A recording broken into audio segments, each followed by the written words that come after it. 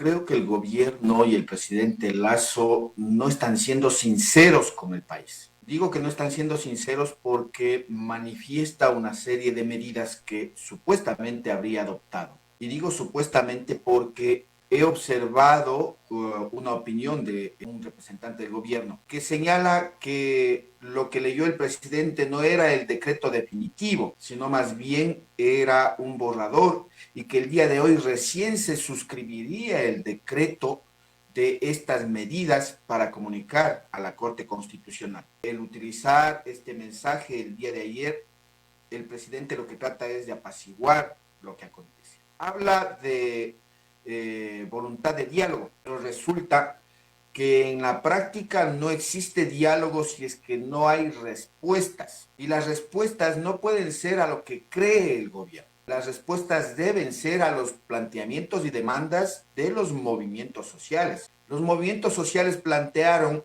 algo sobre el control de precios y la especulación. Y no hay ninguna medida, ninguna propuesta alrededor de ese tema. En definitiva, lo que dice es que va a incrementar el bono de la pobreza o el bono solidario a $55, cuando nosotros sabemos que desde enero existe un incremento de más del 40% en el precio de los productos de primera necesidad, que incluso se habla de un costo de vida de más del 200%. En realidad, la situación es difícil para la mayoría de ecuatorianos y este es un planteamiento del movimiento indígena que legitima su accionar. Por otro lado, habla sobre el tema del decreto de estado de emergencia, pero no nos dice cuáles son los componentes de esa emergencia del sistema de salud. Fíjese usted lo que está sucediendo ahora mismo en los hospitales, en los centros médicos, que no hay especialistas, que no hay atención, que no hay turnos, que no hay medicinas ni fármacos.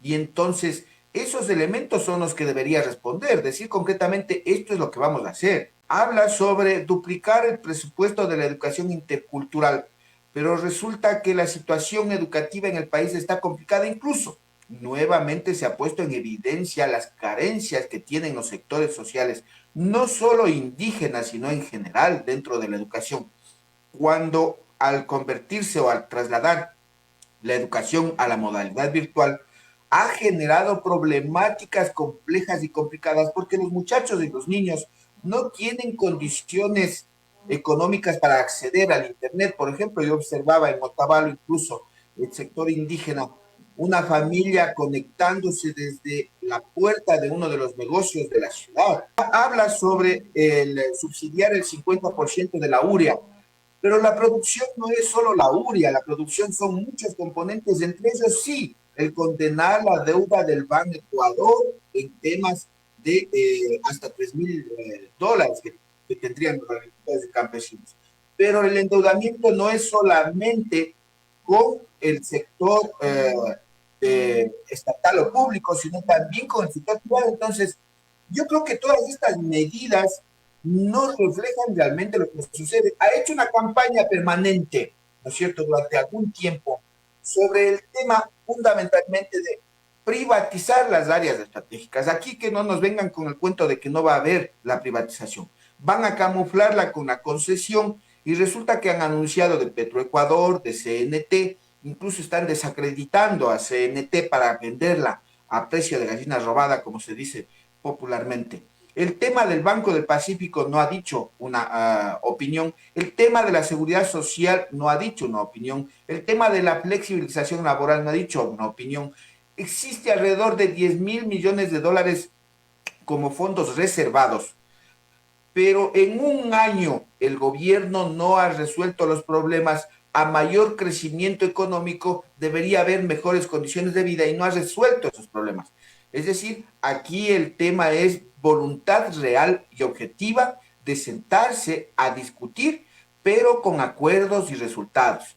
Yo creo que este tema de implementar medidas, ¿no es cierto?, desde el punto de vista institucional y legal, para impedir la movilización es desacertado. Y desacertado ha sido también, y he señalado con mucha claridad, la detención del señor Isa, las acciones que ha hecho en contra del movimiento indígena. Es un hecho de que también debemos analizar dos temas adicionales o dos elementos adicionales.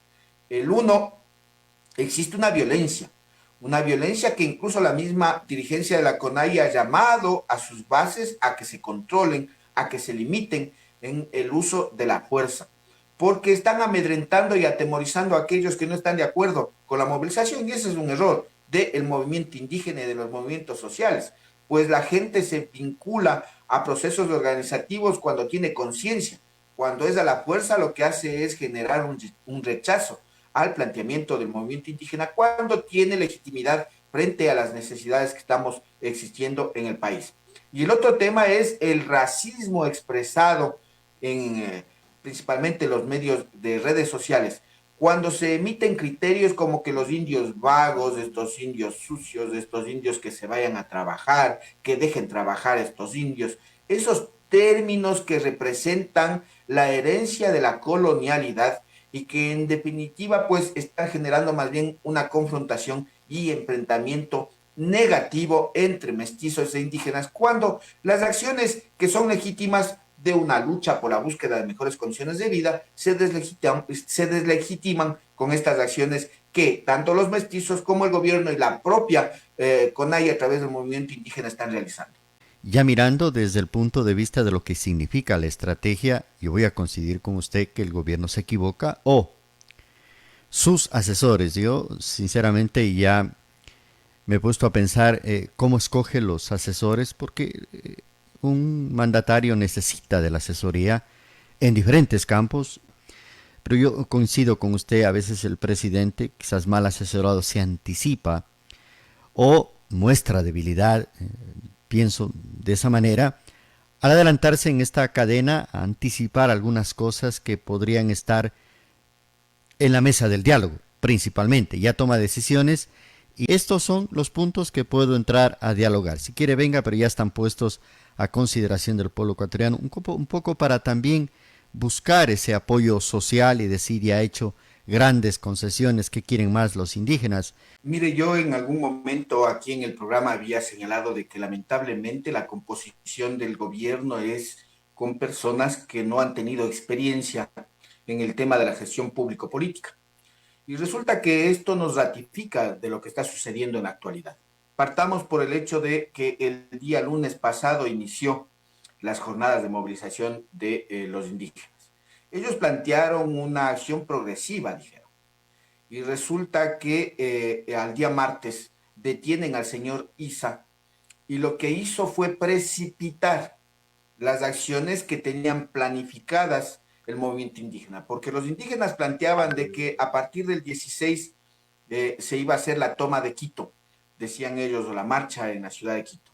Y resulta que las marchas se precipitaron y el día martes tuvimos miles de indígenas en las calles y el día miércoles tuvimos en todas las ciudades del país y hasta el día de ayer, obviamente, también.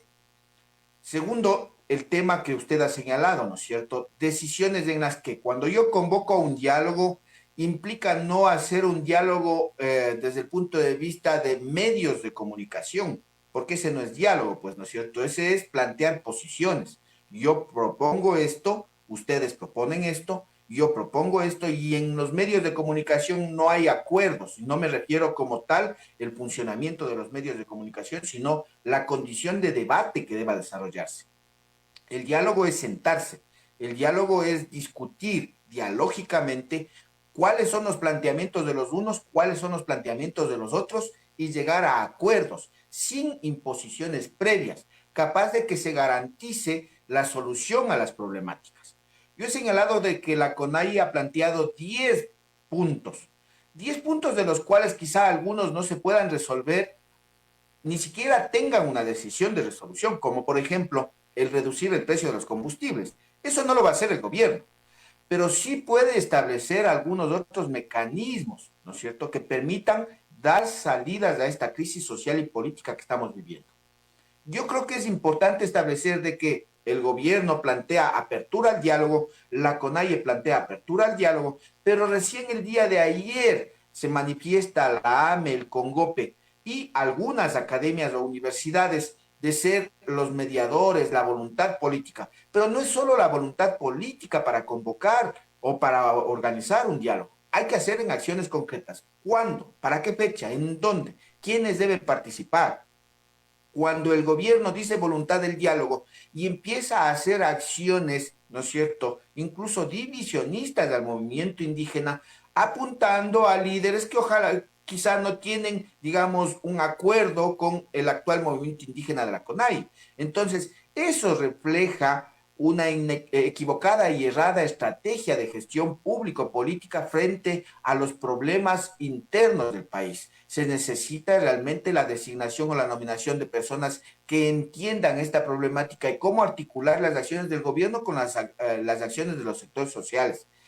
No dejemos de lado también en este ámbito de la crisis que estamos viviendo social y de conmoción respecto a la acción de las otras entidades, de las otras instituciones.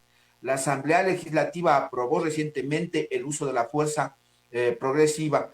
Por otro lado, derogó algunos aspectos de la ley humanitaria, pero también se ha dedicado exclusivamente en todo este tiempo, porque el problema de ahora no es de ahora. Hoy estamos soportando las consecuencias de lo que no han hecho durante todo este tiempo.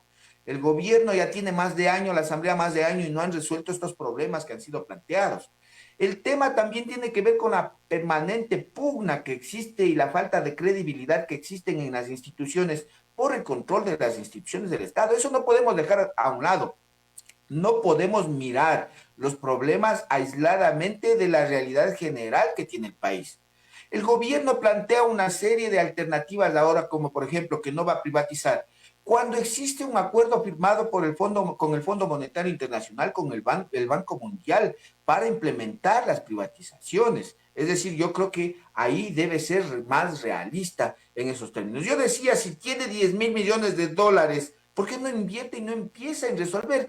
Fíjese usted que solamente con el decreto no basta. Necesitan acciones objetivas, operativas, pero necesita salir producto de ese diálogo.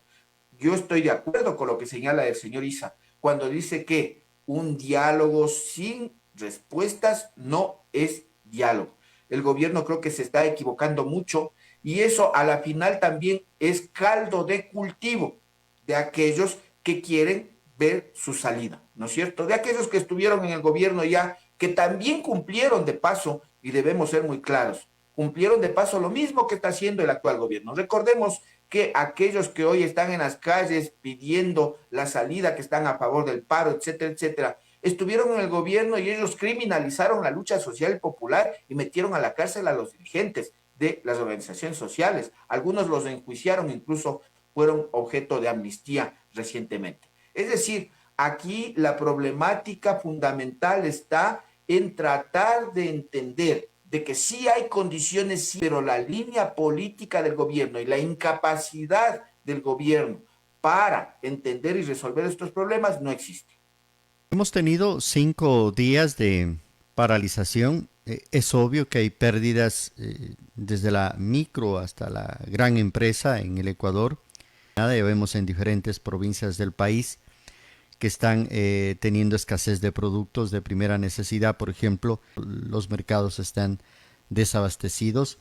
Hay ciudades que prácticamente ya no han podido, las estaciones de servicio de combustibles han cerrado, ya el día de ayer no atendieron porque no podían llegar los tanqueros y así sucesivamente vemos un país que se vuelve caótico y entramos el día de hoy a un fin de semana. ¿Qué decisión mismo tomará el movimiento indígena de continuar este fin de semana o el día lunes? ¿Cuál es su percepción? Mire, la Constitución de la República dice de que el gobierno debe garantizar las condiciones de vida y el desarrollo productivo del país. Yo creo que hay que tener claro que las consecuencias de una paralización evidentemente son estas, pero también esta paralización es una consecuencia de la falta de gestión político-pública del gobierno. Lamentablemente estamos sumidos la mayoría de sectores sociales que quizá incluso compartamos los planteamientos del movimiento indígena y las exigencias y demandas del movimiento indígena, pero que también planteamos la necesidad de exigir al gobierno una inmediata salida. Si es que el gobierno o alguna entidad, porque realmente no sabemos quién, yo creería y sigo valorando la presencia de la Universidad Ecuatoriana para que pueda liderar un proceso de mesas de diálogo, sobre la base de que cuenta con las capacidades profesionales, las capacidades cognitivas, también las capacidades logísticas, pueda implementar este tipo de negociación o de acuerdos, convocando a las autoridades de gobierno y a los líderes indígenas y de los demás movimientos sociales, y que se puedan establecer una especie de diálogos que vayan dando solución en función de la complejidad de los planteamientos y de las necesidades, porque no todo lo que plantean los indígenas son los planteamientos, son muchos más, pero también no todo lo que se plantea puede ser resuelto de manera inmediata. Hay aspectos que pueden ser resueltos de manera inmediata. El control de precios y la especulación, por ejemplo, es uno de los temas que puede ser resuelto de manera inmediata. El tema de la solución a la problemática de la salud es un tema que se puede resolver inmediatamente. El pago de la deuda al Instituto Ecuatoriano de Seguridad Social es otro tema que se lo puede resolver inmediatamente. El tema del control sobre o la consulta previa que manifiestan los indígenas en torno a la explotación minera es un tema que se lo puede resolver inmediatamente. Pero hay otros temas que son de carácter de mediano y largo plazo, que deben ser puestos en el tapete de discusiones y armar un cronograma de solución o de intervenciones. Aquí se debe tomar en cuenta un hecho. No todo lo que se plantea a largo y mediano plazo también va a ser incorporado en un proceso, porque recordemos de que el gobierno es del gobierno y es el que tiene la batuta en relación a su posicionamiento y programa de gobierno y posicionamiento político ideológico también, que no va a responder pues al planteamiento de otro sector que no fue parte de su programa de gobierno. Entonces, es necesario considerar este elemento para que se entienda de que necesitamos soluciones que medien en relación a la situación política que estamos viviendo y sobre todo que plantee alternativas a la mayoría de los ecuatorianos y ecuatorianas. Porque en definitiva la mayoría de ecuatorianos y ecuatorianas luego de la pandemia estamos sufriendo consecuencias complejas. El problema del empleo no se ha resuelto.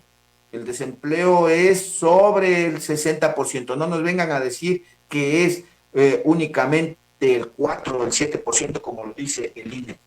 El problema del desempleo es fundamental. Hay que atacarlo y hay que entender qué significa invertir los recursos económicos para generar la productividad y resolver problemas de ingresos económicos para satisfacer necesidades de los hogares.